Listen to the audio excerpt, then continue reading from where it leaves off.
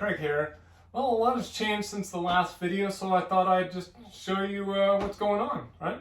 So the first big change since my last video is I actually got a, what do you call, a stomping shear or a foot shear.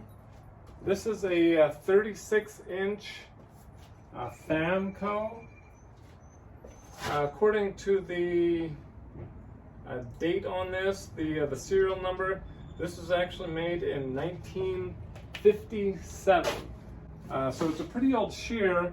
I got it on OfferUp. I think the listing price was about $1,400. Kind of bargained, haggled down to it's like $1,200, $1,250, something like that. And it's been a few months, but so I got a pretty good deal on this. This was about 20 minutes away from here. When I first got it, it obviously, it had the stomping part on it. But when I went to actually start cutting 16 gauge steel on it, it was like almost impossible to cut. At first I thought, well, maybe the blade isn't sharp or something like that. But I talked to some people and they said, well, yeah, you just really have to stomp hard on it. And I knew this when I was buying it, when I was testing it over there. I was like, I don't know if this is going to work. But what I did was I looked underneath and I saw that there were holes under here for mounting either hydraulics or air over operation. So I knew it could be converted.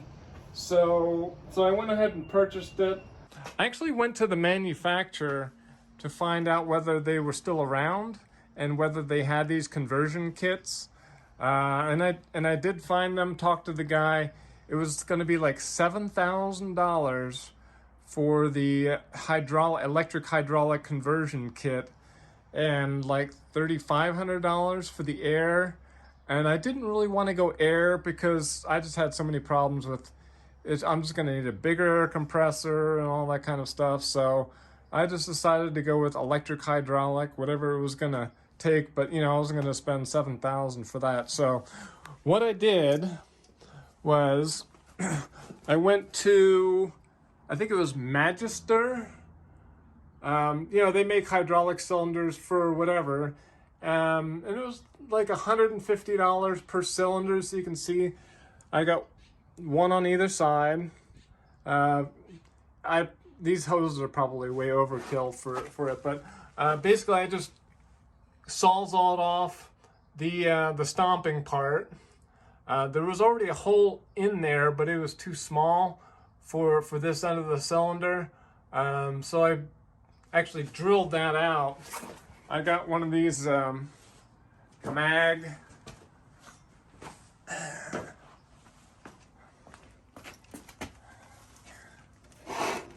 I got one of these mag drills. These things are just awesome.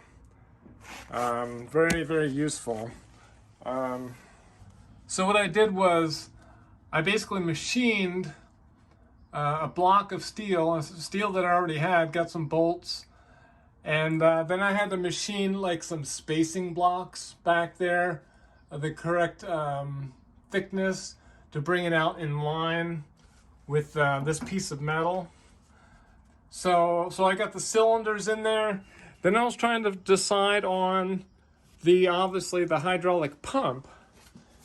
And I looked around online, trying to find, an electric hydraulic pump, one I can just plug into an outlet, And I couldn't really find much online that was direct 120 volt with the necessary horsepower, economically.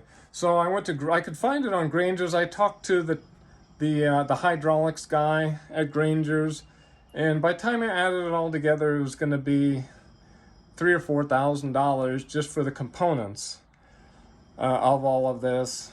And so I'm like, there's got to be a better way.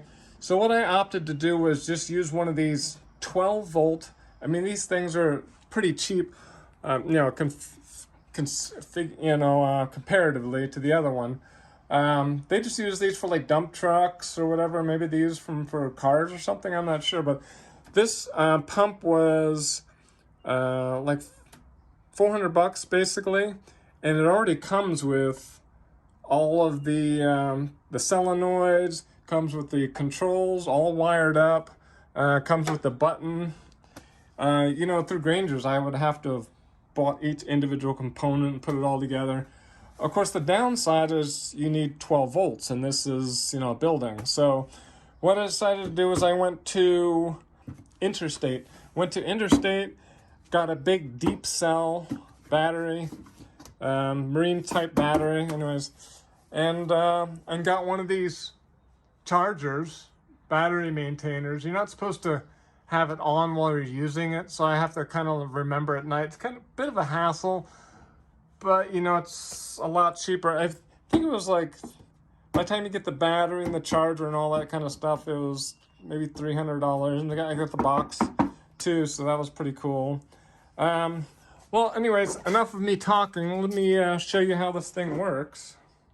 Okay, so I already adjusted the backstop for this. I'm going with 6-inch, actually 6 1/4. I leave a 1/4 inch of extra stock for parts we're making. So I set it to 6 1/4. Yeah, usually when you're cutting the material, you have to kind of minimize waste, so you have to determine which way you're flipping it. So I just kind of did the math on that.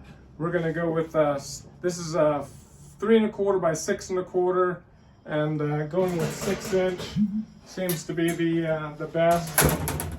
You know, when I first started doing this, I was actually putting it up against this this guide here, but that was kind of a pain. I realized if you've got a backstop that is exactly parallel to the blade, which is what, you know, this does, then you really don't need to touch that. So, and it's the measurements seem to work out perfect all the time. So basically I kind of keep it over there, but I leave like a 1/2 inch gap or something like that. So just push it up against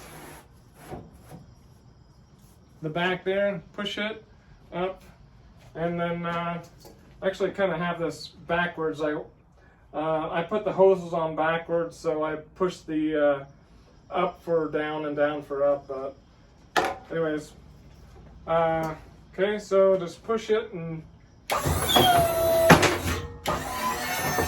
that's it. I always double check the first one. As you can see, it's just sitting right here, easy to grab. Kind of crowded around here working in a small shop. Anybody working in a small shop knows that. So 6 1/4 looks good. 6 1/4, perfect. All right, let me just go ahead and I'm cutting 100, so we'll just keep cutting these.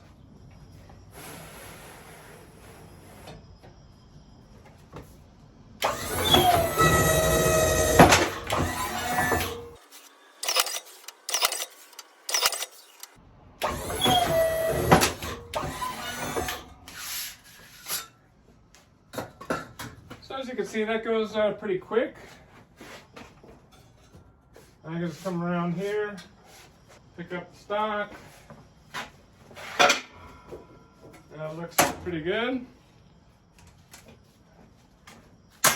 And I'll move on to the next sheet.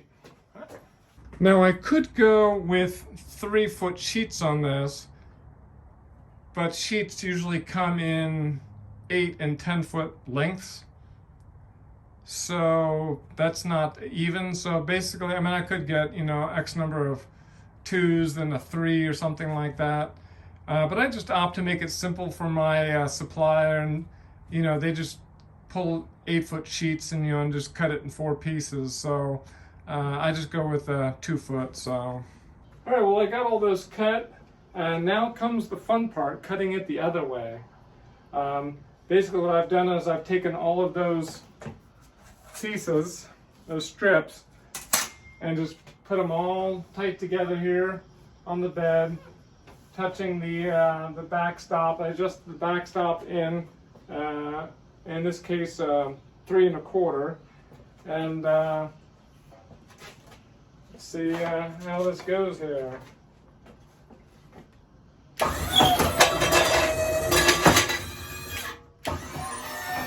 There it is. 1, 5.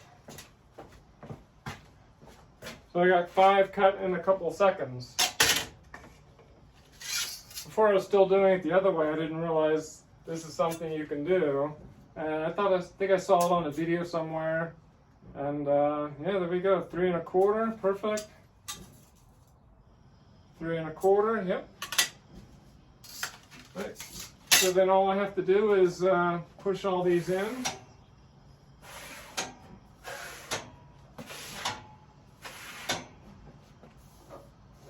Make sure they're all tight against there.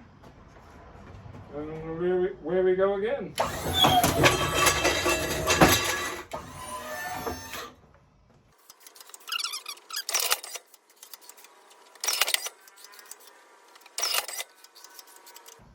Now the last one's probably going to have to be done on the my other shear. Well, I could do it on here, but I don't have a backstop gauge on here yet. That's what these grooves here are for, is for an actual backstop, or front stop, I guess you can call it.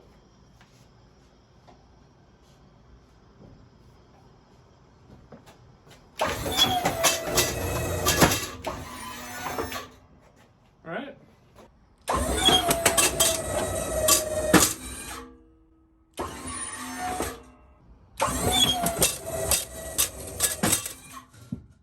So I am finishing these last pieces off, you know, the parts that you couldn't cut with the backstop. And I'm using the front gauge here. So it's a little louder, obviously not quite as fast, but just so you see how that goes. Here's a closer up look of it, cutting it like this. Let's take it to 3 1/4 there.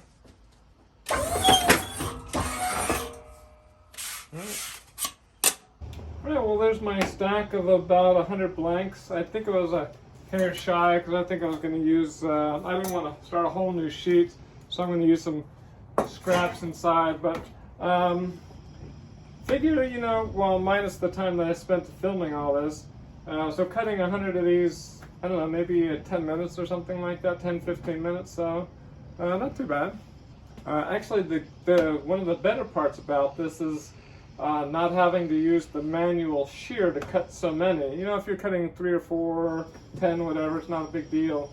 But you know, when you're cutting this many, yeah, sure, it's good exercise, but you know, well, with the shear that I use, you're going like this, and it just starts to hurt your back. It's just not ergonomically good to be doing that much work. So, all right, now that those are all cut, it's time to introduce you to the Automatic Punch Press 1000. Of course, I think this is probably going to have to be the subject of the next video.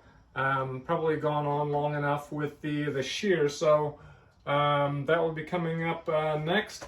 A couple of the things that I've been working on that will be in future videos. Turn around here. We now have a tapping arm. It's pneumatic, so I need to turn that on for it to work. And one other project that I'm currently working on is, you rotate around here and down, this is what's referred to as a die set. This is a blanking die set. The top and bottom plate are all done. Yeah, tilt that up so you can see in there. There's a hole in the bottom for the parts to fall out. I still have to make the bottom punch and stripping plate and the die for it. So, but I said those will be in future videos. Oh, I almost forgot. We actually have a 3D print farm going back in the corner over here. I've actually got an Ender 3 back in there, but we're actually going to be going with the Prusa. Alright, so well, if you like this video, I'd appreciate the thumbs up. Feel free to leave any comments down below. And thanks for watching. All right.